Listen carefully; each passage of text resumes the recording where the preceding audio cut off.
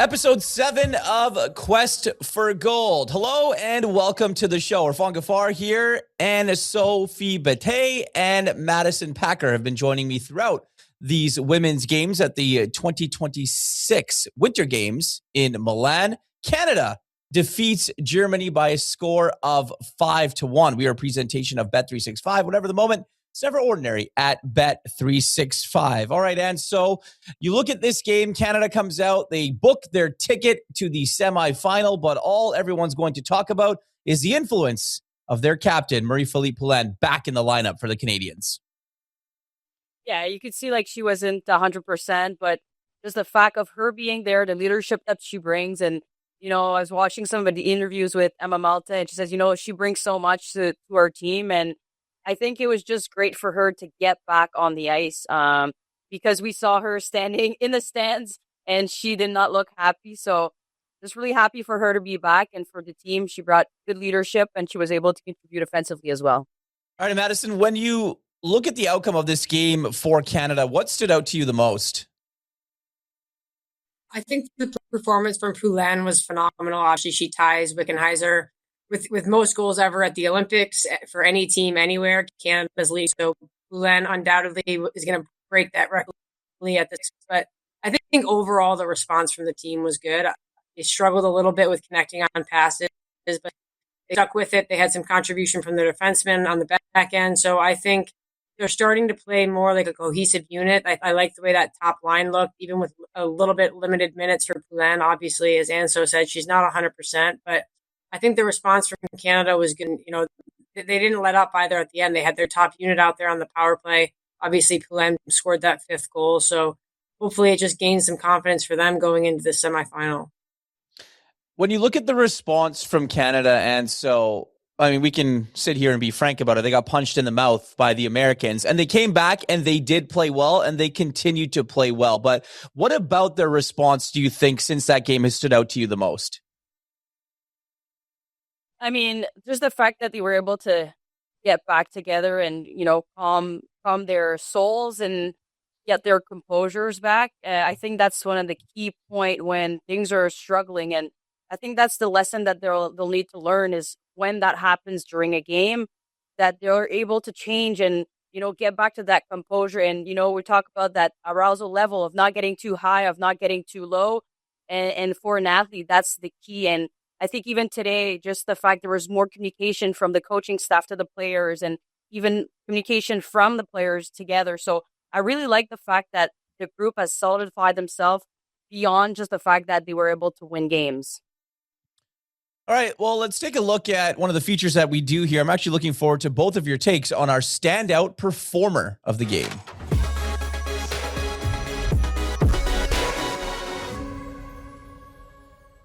Madison, who did you like in this one and why?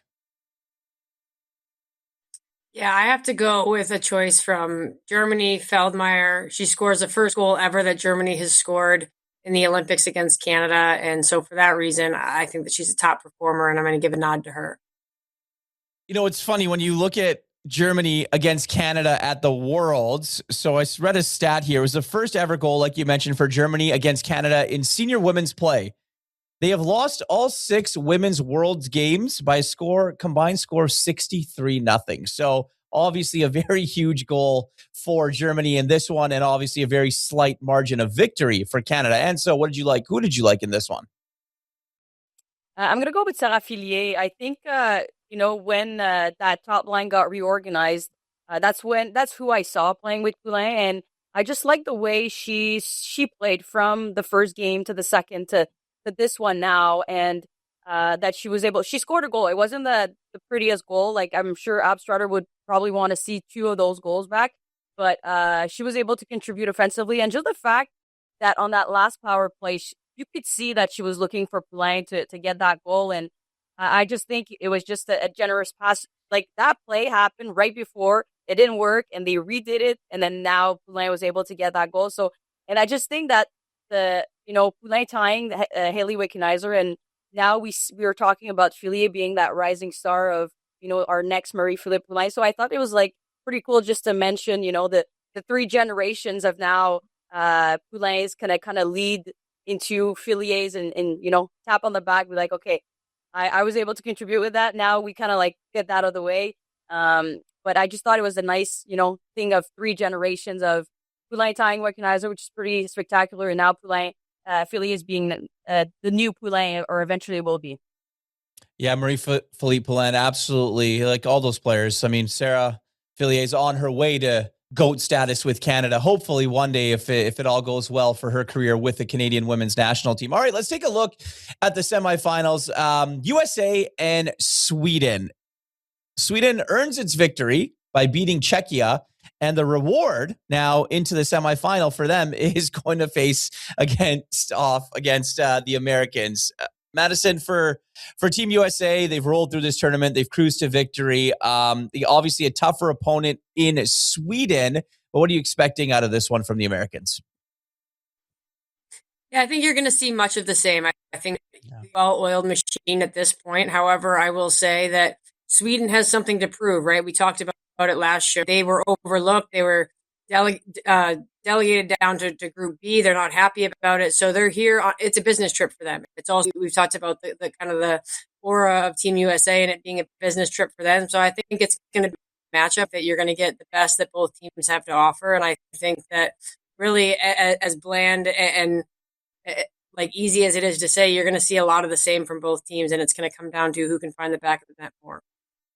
Yeah, and when you look at it from an American point of view, and so they have been at their best since this tournament started, and even well before that, leading up to the Olympic Games in Milan, they have been at their best. So, like Madison mentioned, for the Americans, it's much of the same. But honestly, you can't take any opponent lightly here in this competition. No, I mean, it's one game and it could change so fast, but I'm not too worried about the American getting or finding solutions to get that puck, through the net and getting some scoring chances and getting so many goals, because that's what they've showcased over the past, or since the beginning of the tournament. I feel like Sweden's going to be a team that's going to have to defend themselves a lot, and if they want a chance, they're going to have to capitalize on every single chance that they will have. It's going to be a good battle, and I think it's going to be a first close period for sure. And when we look with the U.S., it's sometimes in the second period where they kind of unleash the dogs, and so it's going to be a very interesting game. All right, let's take a look at Canada and Switzerland. Probably, other than the Americans, Canada's toughest opponent in these Olympic Games. Madison, what's it going to take for Canada to get past Switzerland in this one?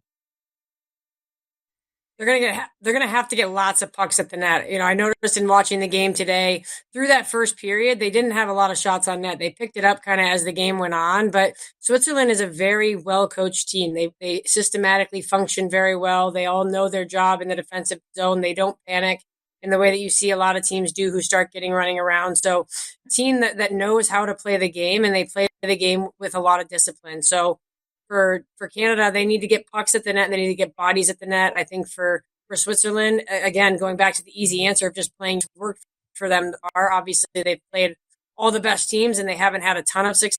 Or I are the most dangerous going into this medal round because of their ability to play with discipline, and they're just so strong and so sound, in my opinion, structurally.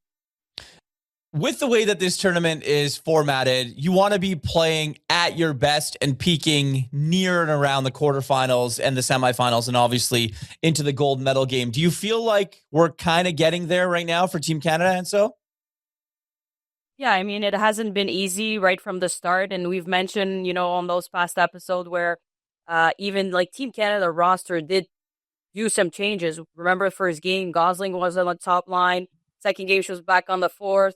Then we got Poulin's injury. We played without Poulin. So I think that they were able to face a lot of wind. But now I feel like things are starting to calm down, but the pressure is increasing. So it's kind of a good thing for them to have all their pieces back together of the puzzle, and, hoping that those few days are going to give time to Poulin to be back to being a little healthy, because as we mentioned, she's not 100%. But again, Poulin 75% is probably better than not having her in the lineup. So I think that they have done good adjustments and they've gotten better since game one.